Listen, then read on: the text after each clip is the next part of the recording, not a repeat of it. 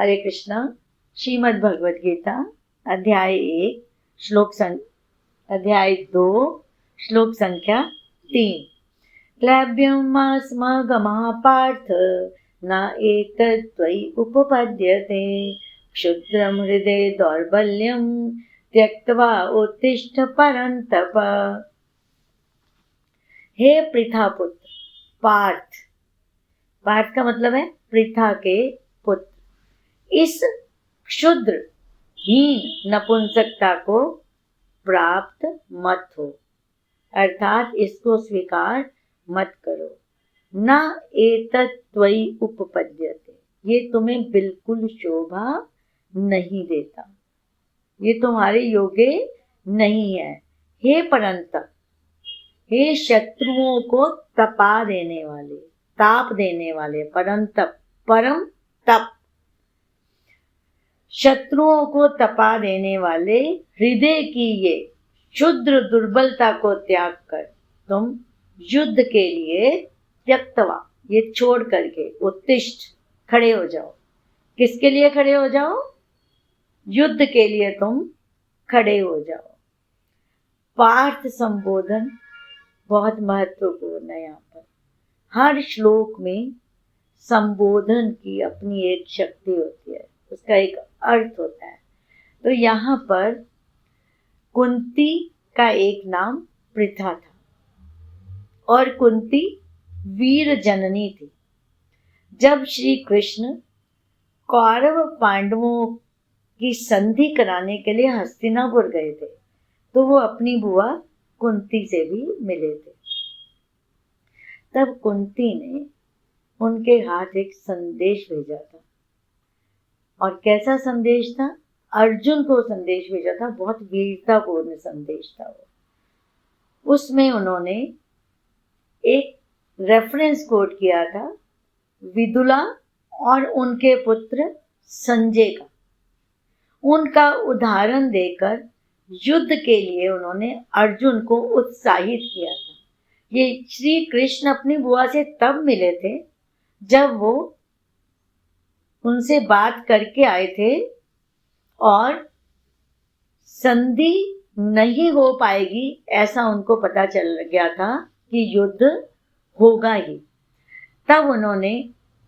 तब कुंती माता ने भी समझ लिया था कि युद्ध होके रहेगा, तो उन्होंने संदेश जो भेजा था उसके साथ एक रेफरेंस भी विदुला और संजय का रेफरेंस दिया था और क्षत्रिय उचित संदेश की स्मृति दिलाना चाहते हैं भगवान कि उस समय तुम्हारी माता ने जो क्षत्रिय के अनुकूल संदेश था वो संदेश भेजा था।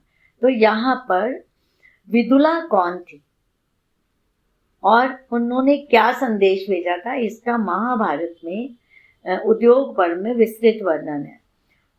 विदुला राजा सौवीर की पत्नी थी और वो संजय की माताजी थी। संजय बहुत छोटे थे जब इनके पति का देहांत हो गया था, तो सिंधु राज ने इनके राज्य पर आक्रमण कर दिया। तो संजय बहुत घबराए, लेकिन महारानी विदुला ने अपने उपदेशों से संजय को बहुत प्रोत्साहित किया और उनको क्षत्रिय धर्म की स्मृति दिलवाई और राजकुमार संजय ने शत्रुओं से वीरतापूर्वक युद्ध किया और न केवल युद्ध किया, उनको पराजित भी किया। विदुला ने अपने पुत्र से कहा कि हे पुत्र, जो क्षत्रिय अपने जीवन के लोभ से अर्थात जीवित रहना चाहते हुए यथाशक्ति पराक्रम प्रकट करके अपने तेज का परिचय नहीं देता है, उसे सब चोर मानते हैं। जैसे मरण आसन जो व्यक्ति होता है उस पर कोई भी दवा काम नहीं करती, उसी प्रकार ये गुणकारी युक्ति युक्त वचन भी तेरे हृदय तक पहुंच नहीं पा रहे। ये बहुत दुख की बात है। तो जब विदुला ने ये कहा तो उन्होंने कहा कि तो उसके पुत्र को बहुत बुरा लगा कि ये माता मुझे युद्ध के लिए भेजना चाह रही है, तो उसको बहुत दुख हुआ। उसने कहा कि माता, मुझे ऐसे लग रहा है कि तुम्हारा हृदय किसी लौह पिंड को ठोक ठोक कर बनाया हुआ लगता है। अर्थात तुम्हारा जो हृदय है, क्या ये लोहे का है? कितनी निर्दय हो तुम। तुम्हारी बुद्धि वीरों के समान है और तुम मुझे ऐसे युद्ध में लगा रही हो जैसे कि मैं तुम्हारा पुत्र नहीं हूं, किसी और का पुत्र हूं और तुम किसी और की ही माँ हो। भला कोई अपने इकलौते पुत्र से और जिसके पिता नहीं है ऐसी निष्ठुर बातें करता है? ये बहुत आश्चर्य की बात है। अगर मैं ना रहूं, अर्थात मेरी मृत्यु हो जाएगी, तो तुम्हें पूरी पृथ्वी भी मिल जाए तो क्या तुम सुखी रह पाओगी? क्या तुम इन भोगों को भोग पाओगी?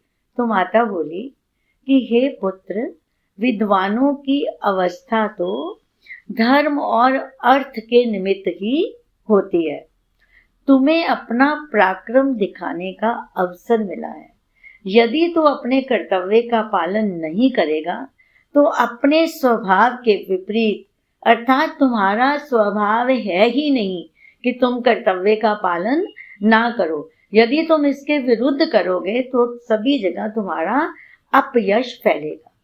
यदि ऐसे अवसर पर मैं तुम्हें कुछ ना कहूं तो मेरा वात्सल्य तो गधी के स्नेह जैसा होगा।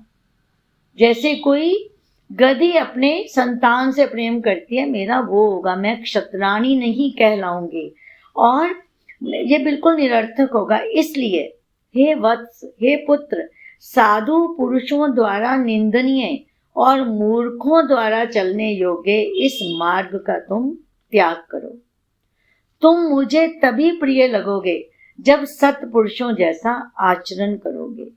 असत्य कर्म करके मैं कदापि तुमसे प्रेम नहीं कर सकती। अर्थात यदि तुम असत कार्य करोगे तो मेरा कभी तुमसे प्रेम नहीं होगा। संजय, इस लोक में युद्ध और विजय के लिए ही विधाता ने क्षत्रियों की सृष्टि की है। वह विजयी हो या मारा जाए, उसे हर दशा में इंद्रलोक ही मिलता है। तो क्षत्रिय तो शत्रु को मार कर ही शांति लाभ करता है। तो पुत्र बोला, माँ, तुम एक काम करो, तुम बिल्कुल जड़ और मूक की तरह बस मुझे करुणा पूर्ण नेत्रों से निहारती रहो। तुम्हारा वही काम है। तुम माता हो, तुम माता जैसा आचरण करो। तो माता बोली कि तुम्हारे इस कथन से मैं प्रसन्न हूँ। तुम ऐसा सोचते हो और मुझे मेरे कर्तव्य की प्रेरणा दे रहे हो कि मुझे तुम्हारे प्रति वात्सल्यपूर्ण नेत्रों से देखना चाहिए, तुम्हें प्रेम करना चाहिए। इसलिए मैं भी तो बार बार तुम्हारे कर्तव्य का ही पालन करने का सुझाव दे रही हूँ। जब तुम सिंधु प्रदेश के समस्त राजाओं को मार कर आओगे तब मैं तुम्हारा स्वागत करूंगी। तब मैं तेरी, और ये मुझे विश्वास है कि मैं तेरी विजय अवश्य देखूंगी। इसलिए पुत्र, तू युद्ध के लिए जाओ। ये विदुला संजय का संवाद है महाभारत में। तो इतनी विकट परिस्थिति में जब बच्चा बहुत बड़ा भी नहीं था, विदुला ने एक क्षत्राणी के धर्म को सामने रखते हुए अपने पुत्र को भेजा और उसको विश्वास दिलाया। और जब भगवान का अर्जुन के प्रति विशेष प्रेम उमड़ता है तब वो उसको पार्थ कहते हैं। स्मरण रहे, क्यों कहते हैं कि तुम मेरी बुआ के पुत्र हो और मेरे प्रिय सखा भी हो। तो यहाँ पर वीरता का भाव जागृत करने के लिए कि तुम अपनी माता की आज्ञा का उल्लंघन तो कदापि नहीं कर सकते, क्योंकि उन्होंने तुझे संदेश भेजा था। और कुंती ने क्या संदेश भेजा था? एतद् धनंजयो वाचयो नित्योदयुक्ता वृकोदरः यदर्थे क्षत्रिया सूत तस्य कालो अयम आगतः। ये भगवान कृष्ण के हाथ में ये संदेश गया था कि तुम अर्जुन से तथा युद्ध के लिए हमेशा तैयार रहने वाले भीम से जाकर कहना कि जिस कार्य के लिए क्षत्रिय माता पुत्र उत्पन्न करती है वो समय अब आ गया है। तो कृष्ण ये उसको याद करवा रहे हैं कि तू जरा अपनी हालत देख और तू कौन सी माता का पुत्र है वो देख, और माता ने तुझे क्या संदेश भेजा था तू उसको देख। और यहाँ तो और थोड़ी कठोर भाषा का प्रयोग करते हैं, क्लैब्यम, नपुंसकता। तो यहाँ पर पार्थ जो संबोधन है, आश्चर्यजनक बात है कि गीता में 38 बार इस संबोधन का प्रयोग भगवान ने किया, 38 टाइम्स। उनको ये संबोधन इतना प्रिय है और सब जगह जहाँ भी उन्होंने इसका प्रयोग किया है प्रेमवश किया है और उसके प्रति विशेष स्नेह के कारण किया है। और उसके बाद कौन्तेय इसका प्रयोग हुआ है 24 बार। तो ये संबोधन भगवान ने बहुत प्रेम के कारण वो अर्जुन को ऐसा बोलते थे। तो अब थोड़ा सा और कठोरता से कह रहे हैं कि नपुंसकता, अर्जुन कायरता के कारण युद्ध करने को अधर्म और युद्ध ना करने को धर्म मान रहा था, और भगवान कह रहे हैं कि ये तो नपुंसकता है, तुम इसको छोड़ दो। क्यों? ना एतत् त्वयि उपपद्यते, ये तुम्हें शोभा नहीं देता। क्यों?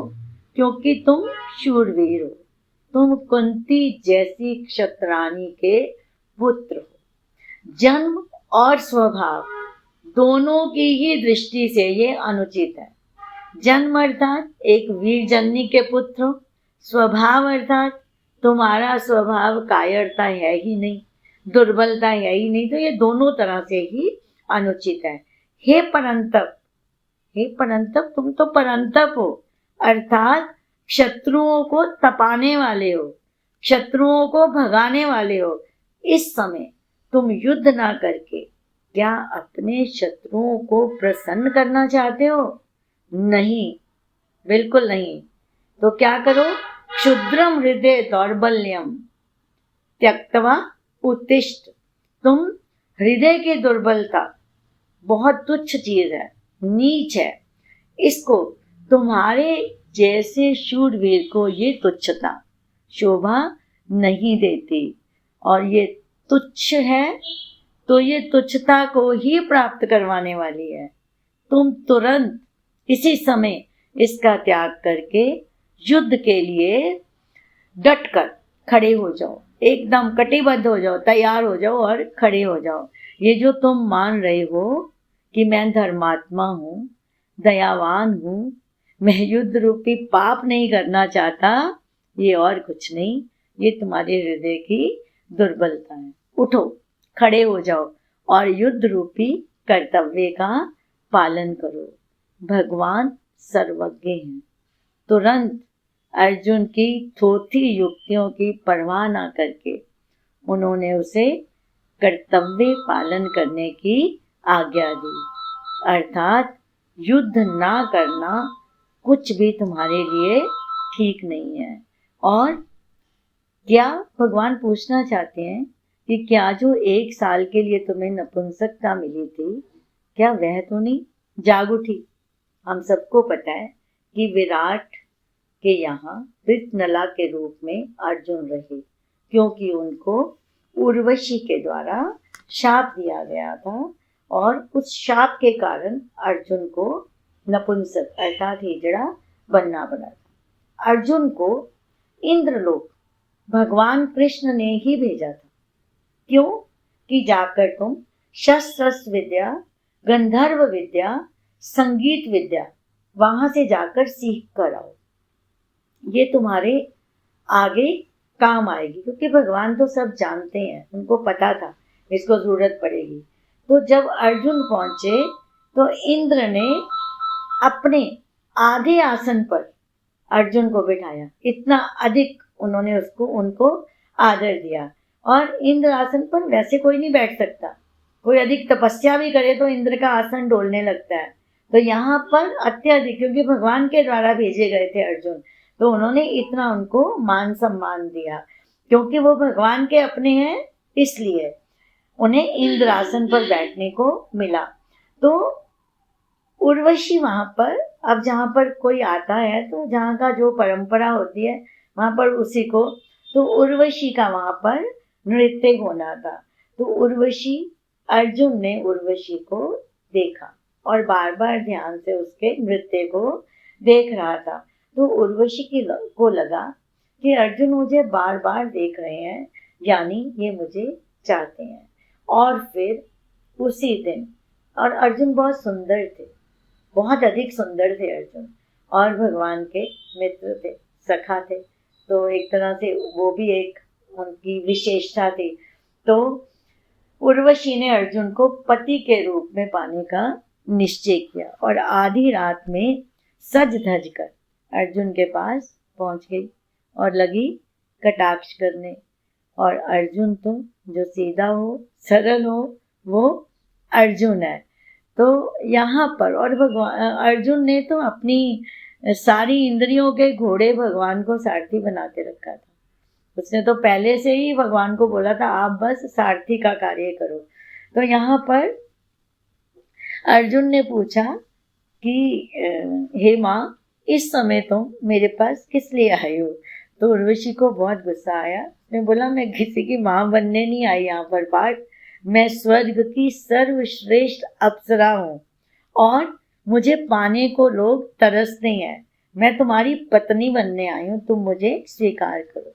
अर्जुन ने कहा हाँ, मैंने देखा तो था आपको, लेकिन आप बताइए क्या एक बेटा अपनी माँ को नहीं देख सकता? तो यथा कुंतीश्च माद्रिश्च, ये वर्ड्स बोले, ये शब्द बोले अर्जुन ने कि जैसे कुंती माता है, माद्री माता है, ऐसे ही आप मेरी माता हो। तो उसने बोला नहीं, मैं, मेरे उस पर काम का भूत सवार था। उसने बोली कि मैं काम के वशीभूत होकर तुम्हारे सौंदर्य पर मुग्ध होकर यहाँ पर आई हूँ, और अगर तुम मुझे स्वीकार नहीं करोगे तो मैं तुम्हें श्राप दूंगी कि तुम जिंदगी भर के लिए हिजड़े हो जाओ। मेरी इच्छा पूर्ण करो, नहीं तो मैं तुम्हें श्राप देती हूँ। तो अर्जुन ने कहा कि पर स्त्री के साथ गमन करना सनातन धर्म के विरुद्ध है। मैं तुम्हें माँ की ही दृष्टि से देखूंगा, तुम चाहे पुत्र की तरह प्यार करो या श्राप दो। और उर्वशी ने उसे श्राप दे दिया कि जाओ, जीवन भर के लिए तुम नपुंसक हो जाओ। अर्जुन को इस बात की, इस श्राप की थोड़ी सी भी, तनिक भी पीड़ा नहीं हुई। तत्काल इंद्र आए, बहुत प्रसन्न हुए। उन्होंने कहा धन्य हो पार्थ, तुम्हारे जितेंद्रिय होने के कारण ही तो कृष्ण तुम्हारे पीछे पीछे रहते हैं और तुम्हारे साले बने हैं। वो जब दोनों सखा सोते थे, ये ऐसा वर्णन है कि जब दोनों सखा सोते थे तो अर्जुन का एक पैर कृष्ण की छाती पर जाता था और एक पैर सत्याभामा के ऊपर जाता था, और इस तरह कृष्ण का एक पैर अर्जुन की छाती पर और दूसरा द्रौपदी पर आ जाता था, जिसका संकेत ये है कि दोनों निर्विकार थे। कृष्ण भगवान और अर्जुन, उन्हें कोई अंतर नहीं था कि कहाँ पैर गया या कैसा। ये हम शारीरिक स्तर पर ऐसा सोचते हैं, वहाँ ऐसा कुछ भी नहीं था। उन दोनों में कोई विकार नहीं था, दोनों निर्विकार और दोनों एक दूसरे की आत्मा है। कृष्णस्य आत्मा धनंजय, कृष्ण की आत्मा अर्जुन है और अर्जुन की आत्मा कृष्ण है। और इंद्र ने कहा कि हम तुम्हें वरदान देते हैं कि तुम्हारे इस शाप का असर 1 वर्ष तक रहेगा, उसकी उर्वशी की बात भी रह जाएगी और ये शाप भी तुम्हारे लिए लाभदायक सिद्ध होगा और ये अज्ञातवास में तुम्हारे काम आएगा। तुम विराट के यहाँ जब रहोगे, उसकी बेटी को तुम संगीत सिखाओगे, तो ज्यादा समीप रहने से जो दोष का भय होता है ये नपुंसक होने से तुम्हें वो दोष भी कभी नहीं आ पाएगा। इसलिए 1 वर्ष का ये जो नपुंसकता है वो तुम्हारे लिए वरदान बन जाएगी। अर्जुन ने जब शस्त्र फेंके तो भगवान ने कहा, अर्जुन तेरे अंदर ये नपुंसकता कहाँ से आई? ये तो केवल 1 वर्ष के लिए थी। तो भगवान उसे हर तरह से ये समझाना चाहते हैं कि तुम ये जो बोल रहे हो ये तुम्हारे हृदय की दुर्बलता है, ये कायरता है, ये कातरता है।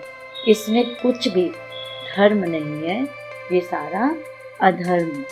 हरे कृष्ण।